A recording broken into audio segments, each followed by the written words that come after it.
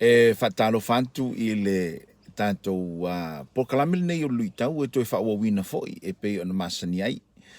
Ia o le vi inga lava man whanetanga i le tua. O lo ma whai lava foi o na maua peawa noa tātou te whamalo zai mo tātou whasoa i a fionga a le tua. E mātou te mna o mia lo fisoswani mai. E te mna o mia foi lo mātou fisoswani antu awa o le wala wina leo tātou. Ina i a fisuia i a tātou o venga. O le lui tau le tae au le nei e wha ingoa ina e wha utala wha pea o te lewa lea. O te lewa lea. O le tala lea paulo na whai ina ua wha pena o na wha masino ina o ia Akeripa. Ia Malekovana o Feso e te mauala lea i le tusi lea le ngalue ngalon mta upu e luas fulma leono. Whai tau antoa la le mta upu ona e malama lama ila ia lea ma maua iso malama lama anga antoa. Ma whai ngō fie ai ona e malama lama i le tātou lui tau. Ai o leo lea oto atu na ni nei vaenga i e tātou te mafo fau i le anga le lei o le atua. Ia ai meise foi o mea ia na te tupu ia Paulo. Ia o lea foi lava te tupu ia tātou. O le mta upu nei o lo o wha wau ila le wha mesinonga o Paulo e le tupu Akeripa. Malekovana o Feso e winga le tala inga fau lea o li liu. Ia ile apostolo Paulo ma le tala inga fau lea ua muli muli. E malona tali tonu nga fau lea ua fesuia ina i lona o langa. Ua o nei la iu taia e lama lama ma mo lia se me e fasio jai Paulo. Ma o ilava i le wha mesinonga. Le tuli ngā si a si vahenga lea. Ua alu le moli mau ina ua tula i Paulo lumo le whamisinonga, ma le tau tinonga ale apostolo, e winga i le liwino ia, malona soi fua whasa wai le e kale sia sai ai, se ia o lava ina whasa la veile li o feso ma whape Paulo, ua e valea, o le tele o lo su e itusi, ua aveai o e mavale. A wha male tali a Paulo, o te le valea. E wha matala atu e Paulo le swinga mana ia le ua iai lo na olanga, ma le swinga le leile ua iai, ma le olanga tuwai, i le olanga feliwa ina ua whaafowina, le soifuanga fasioti tangata ma le whaasawa i Kerisiano. Ai manatu le vaenga lea o Paulo, ua leanga le mawhau, i se isi wha upunga. O Paulo ua whaavalvalea, o Paulo ua pā le va. Ia o manatu ta te lea ia o le fo iso ona lafu il neiva i tau. Whapea ia ua popoto ato e vale lea. Pe whapea ia lea sa lo lotu a lea uto e muli atu i nei tala inga fau ma nei lo lotu fau. Ia ura pole, sala lau e fo e tangata Paulo i nao na po. Ia ma whapea o le e valea. Lea la fo ia o mai le teimi nei. E whaalongo pe e telinga. E tau atu e Paulo le moni o le whaaltanga ua ia i loa e ala ia Yesu Keriso. A lera lauane e Akeripa ma le whaamesinonga ma le kovana o Feso lona valea. A e tolu lani mafua anga ma ni whaata inga o lo whapena ona ele tau tinonga a Paulo. Na whainga tā ina talia ele whaamesinonga ma manatu e lava, e sa o lava o Paulo ua valea. A e whai tau lai whai upe se fulu ma le tolu le lua su ma lua. A o lai ele na moni mau. Whai mai Paulo. O le tu tonu o le la. Na oi loa tuai i le ala le malama mai le langi. Ua sililo na pupula i le la. O le tali tonunga o tangata a o ina i le nawa i tau. E le aia se isi pupula e sili atu i le pupula o le la. A o lewa mai Paulo na taia o ia e se pupula winga ese. O se pupula e sili atu i le pupula o le la. O le mea valea la le le manatu o Feso. O le mea valea la le manatu o le whaamisinonga sai e. Owa, e le aisa si malama. O le malama lama e sili atu i le malama lama salatu i loa. O le malama lama lea o le la. A lea na i loa e Paulo le malama lama o le atua. E sili atu i le malama lama o le la.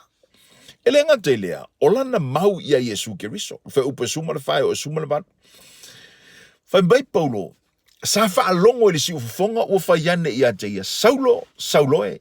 Se ale me ua e sa wama ia i aja. O le mea whainga i aja oe, ona e a i tui. Ona o tali atu lea, leli ie, o ai ea oe. Ona fetalai mai ei lea o ia, o au o Yesu ua e sa wā iai. Tasi la lewa e ngā o le tau tino ngā Paulo pe ua fe me mea iei, ma te i e wha mesinonga. Ona o le bau lea, La tau te le itali tonuina le mau awai e whawhewhea na whaiane Paulo o Yesu na whetala iane. A o lea la tau te lo o le Yesu le na ua uma o na whasiotia. O le Yesu le na ua maliu. O le Yesu le na ua uma. A o lea ua whai mai Paulo sa tau tala ane ma whetala iane i ate ia. Ua leto iai se Yesu ua oti. A o lea saule whamdala ngā Paulo. O ia lea sa tau tala ane ma ia i le ala i tamaseko. Ua tili ai lo la tau le tali tonu ma mana tunatu. So le, e sa o la mora kako kama o Paulo e pie fōringa mai ua leanga lona mafofau. E langa te leo, se tasi o vaenga o lana tau tinonga. Sai loa e tangata uma o Paulo o le tangata iuteia, o le tangata atamai, o le tangata mapolotu, o le tangata whiringa, o le tangata e whabena o na tauwhi mauila na tampuinga.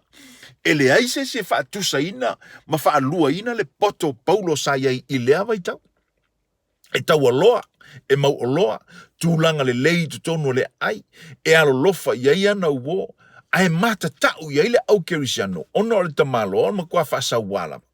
A lea ua whamatalane, ua ia la fua i mai etu ua mea umalawa, ina ua whaalongo i le si ufafonga lea o Yesu, ua whetala iane i ateia. O le manatu la le whaamisinonga, lai manatu whaale tino ma manatu whaatangata. O ai se tangata ma fau le lei e ngā lue molona o langa atoa e whaaputu lona oa molona tamau a inga molona manuia, ai whai mai ua la fuai ona ua tala noa ane se tangata uoti. O le manatu lea, ma le langona lea. E le ngata i lea o se vaenga o le tala Paulo i lona vala awina, whai mai na vaai se malama winga ese. Sili atu i le pupula le la.